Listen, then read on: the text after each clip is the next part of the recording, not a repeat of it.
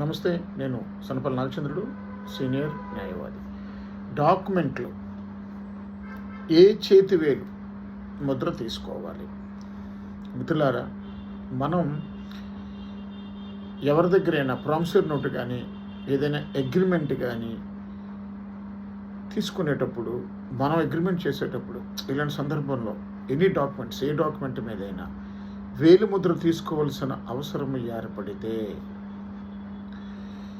మనకి 2010 సంవత్సరంలో హైకోర్టు ఒక కీలకమైన తీర్పునిచ్చింది. తీర్పునిస్తూ ఒక కీలకమైన అంశాన్ని ప్రస్తావించింది.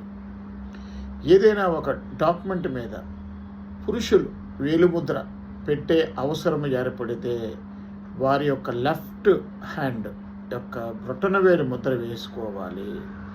అదే స్త్రీ అయితే రైట్ హ్యాండ్ యొక్క బొటనవేలు ముద్ర తీసుకోవాలి.